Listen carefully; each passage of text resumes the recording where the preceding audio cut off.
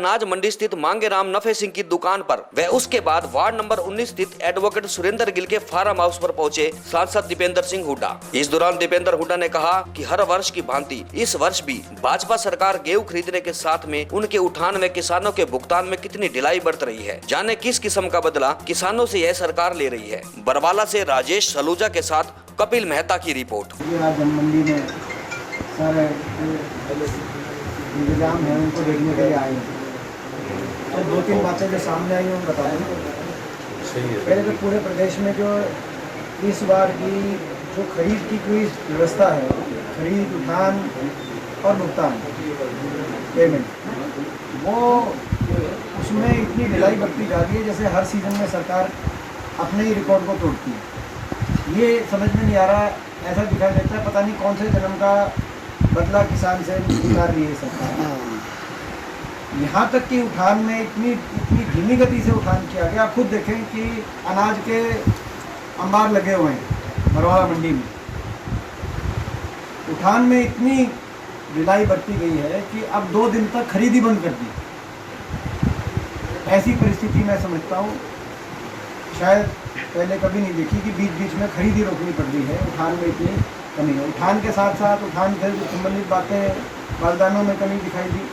कल बारिश का माहौल बन रहा था, आपको पूरी मंडी में कहीं आपको तिरपाल वगैरह के भी अरेंजमेंट, बारदानों के तिरपाल का कोई अरेंजमेंट आपको नज़र नहीं आएगा। ये इसीलिए भी महत्वपूर्ण है कि अगर इतनी गति से खरीद नहीं होगी, बारिश का माहौल बनेगा। इस बार FCI ने नमी का भी अपना रेशो जो है 14% से घटाकर 12% की नमी की कंडीशन लगा दी। एक तरफ नमी घटा दी, दूसरी तरफ एक तरफ नमी घटा दी गई, दूसरी तरफ स्पीड से खरीद नहीं हो रही।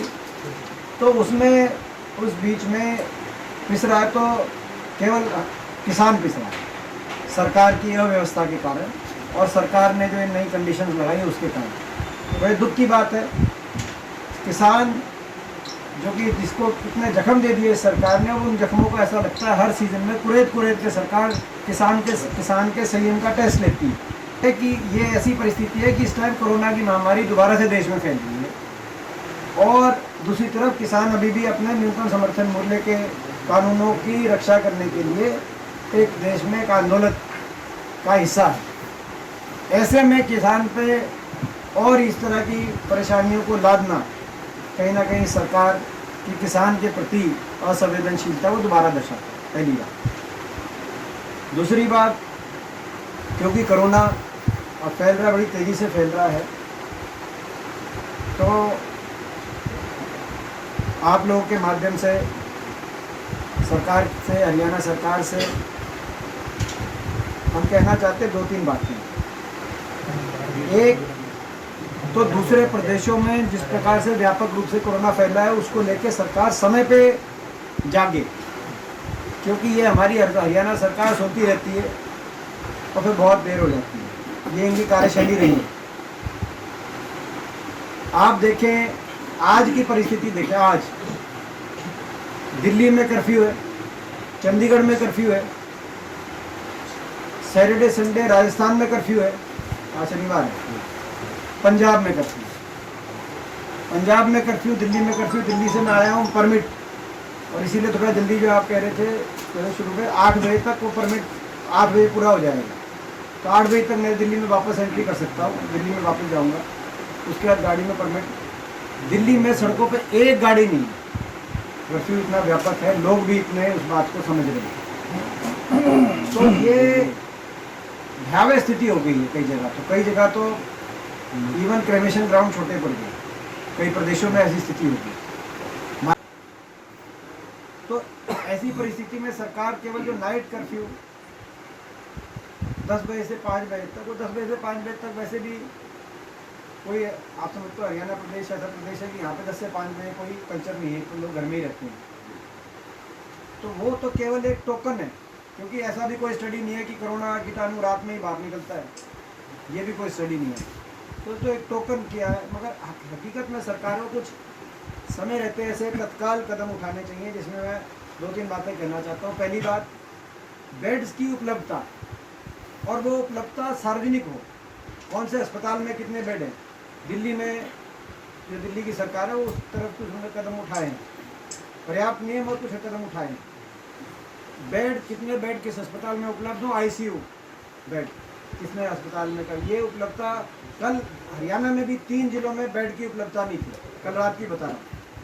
गुड़गांव, फरीदाबाद, रोहतक, इन 3 जिलों में बेड की उपलब्धता नहीं।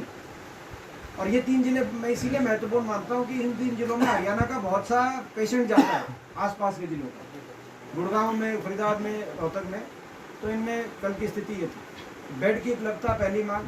दूसरी, समय रहते ऑक्सीजन के स्टॉक को सुनिश्चित करना। हरियाणा में पर्याप्त मात्रा में है ऑक्सीजन, पूरे देश में ऑक्सीजन कम हो गया। दुख की बात यह है कि 1 साल से सरकार ने तैयारी नहीं करी पूरे देश में, हर प्रदेश में, यहाँ तक कि महाराष्ट्र के मुख्यमंत्री ने ये कहना पड़ा कि आज भी उन्होंने कॉल किया तो प्रधानमंत्री जी बंगाल गए हुए। अभी दीपेंद्र हुड्डा जी का यहाँ आना हुआ था, उनका आने का मकसद क्या रहा? मकसद नहीं, पुरानी चाय थी उनकी तरफ, 2 साल पहले चाय जो मैंने पिलानी थी उनको, वो मैंने आज पिलाई है। पिछले दिनों मुझे मिल गए थे किसी गांव में, तो मैंने उनको याद दिलवाया था कि आपने एक चाय पीने का मेरे से वादा किया था, तो उनको बखूबी याद था जी। तो उन्होंने मेरी इज्जत करते हुए आज समय निकाला। कोरोना की महामारी के बावजूद जी उन्होंने समय निकाला, मैं उनका बहुत शुक्रिया अदा करता हूँ और उनकी बड़ी मेहरबानी कि उन्होंने मुझे मौका दिया। ये कह सकते हैं कि ये एक सिर्फ औपचारिक भेंट कह हाँ, सकते या हैं आप कह सकते हो इसको, जी। औपचारिकता से ही आगे बातें निकलती हैं। जी, चल पड़ेंगे तो कोई ना कोई रास्ते और भी बनेंगे। जी मेरा ख्याल ऐसा है जी कि नेक काम के लिए अगर शुरुआत कर दी जाए तो बहुत अच्छा है। जी। हाँ जी, आज दीपेंद्र हुड्डा जी से मुलाकात हुई है, तीसरी बार मेरी मुलाकात हुई है और आज बहुत अच्छी तरह उन्होंने मेरे नाम लेके उन्होंने कहा भी, थापी मारी है मेरे को भी, बहुत बढ़िया।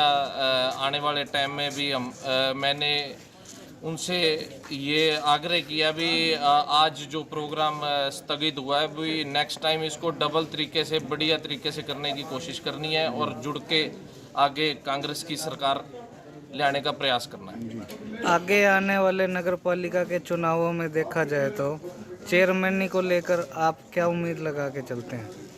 अगर आगे आने वाले टाइम में अगर बरवाला में चेयरमैनी का चुनाव ओपन सीट होती है तो फिर ज़रूर इसमें प्रयास करेंगे ताकि अपनी बरवाड़ा की एक ऐसी टीम बन सके जो कि ना स्वार्थी हो और वो सिर्फ बरवाड़ा के लिए काम करे और ना कि अपने निजी स्वार्थ के लिए काम करे, तो ताकि बरवाड़ा में कुछ विकास हो सके और बरवाड़ा तरक्की की तरफ बढ़ सके।